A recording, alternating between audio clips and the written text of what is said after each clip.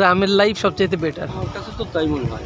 আমার কখনো মন চায় না যে আমি অন্য জায়গায় যাই বা অন্য শহরে যাই। সেতু বানাইতে হইলে মানুষের মাথা দেয়া লাগে কাটে, এরকম জাতীয় কিছু শুনছেন? একটা নারকেল গাছ দিয়ে যে ইনকাম হয় একটা সন্তানের মতনই। ও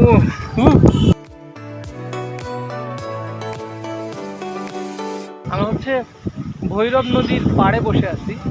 আঙ্কেলের নাম শোনা হয়? মোহাম্মদ জালাল হাওলাদার। আমার থেকে অনেক বড়, আমার বাবার বয়সী। তো আঙ্কেলের সাথে দেখা হইলো আজকে। আমিও নদীর পাড় দিয়ে হাঁটতেছিলাম, কারণ নদী আমার কাছে খুব ভালো লাগে।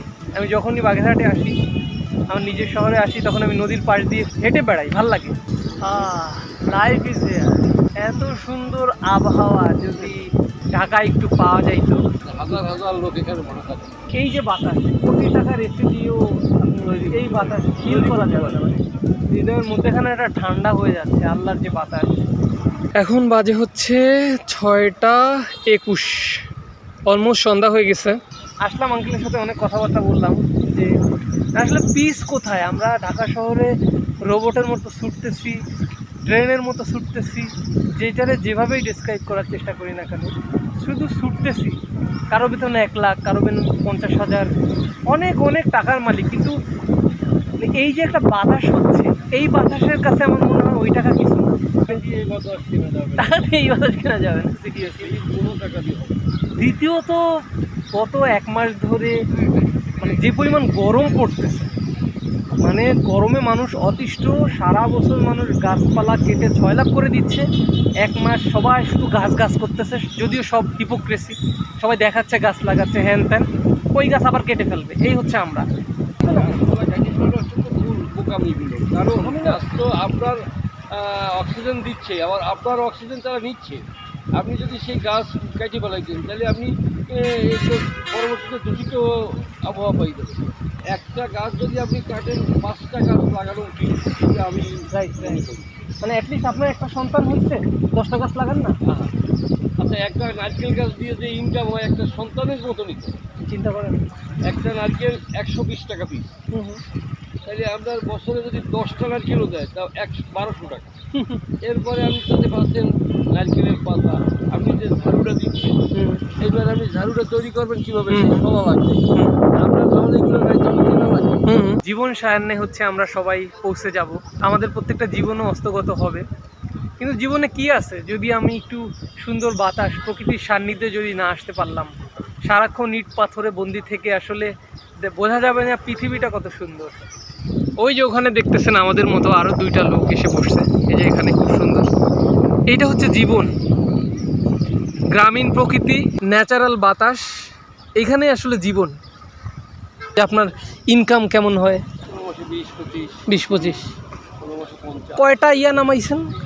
হ্যাঁ, 20-25টা। আচ্ছা, না তাহলে তো মাশাল্লাহ। মনে করেন বাগেরহাটের 20,000 মানে ঢাকা শহরের এটা 50,000। ওইটা তো মনে হয় বালু নিয়ে যাচ্ছে না ওটার মধ্যে? বালু কাটতে যাচ্ছে। আমরা ঢাকা শহরে থেকে দেখছি প্রচুর নাই মানে 1 লাখ টাকা বেতন, ভাই আমার 5 লাখ টাকা বেতন বানাইতে হয় নাই, মানে কোনো শুক্রিয়া নাই, কোনো, শুধু আফসোস, শুধু আফসোস। আঙ্কেলের সাথে কথা বলে আলহামদুলিল্লাহ আমার কাছে মনে হচ্ছে আসলে আফসোস দরকারই নেই। প্রথম আমার নিজের একটা টালির ঘর ছিল, ওই টালির বাটার থেকে টালি কিনে আইনে তারপরে কাঠের ঘর বানালাম।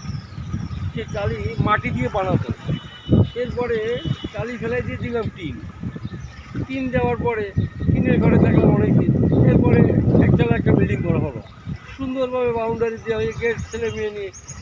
আর কি আশা করা যাবে? ওয়াও, তাহলে সুখের মূল মন্ত্র আমরা ধরতে পারি যে অল্পতে তুষ্ট। অবশ্যই সুখ থাকতে হবে, আল্লাহর প্রতি সন্তুষ্ট থাকতে হবে। আপনার মানে একটা মিথ থাকে মনে হয় যে কি, এই সেতু বানাইতে হইলে মানুষের মাথা দেয়া লাগে কাটে, এরকম জাতীয় কিছু শুনছেন? না, হয় কি ধরেন অ্যাক্সিডেন্টে 2 জন মারা যায়। আচ্ছা আচ্ছা। এই যেমন এই গার্ডারটা দেওয়ার সময় একটা লোক ওই জায়গায়, ওই গার্ডারে দেওয়া থাকাকালীন ওই জায়গা থেকে বিশেষ পড়ে গেল এই গার্ডারটা। আচ্ছা, তখন একটা লোক পড়ে গেল, তারই আর বাঁচা গেল সঙ্গে সঙ্গে। আমি এদের সাথে প্রথমের থেকেই, আমি একেবারে শেষ পর্যন্ত এই যারা কাজ করছে তাদের সাথে, যারা কন্ট্রাক্টর ছিল তাদের সঙ্গে আমি এক সময় দিছি, ধরেন 18 ঘন্টা করে।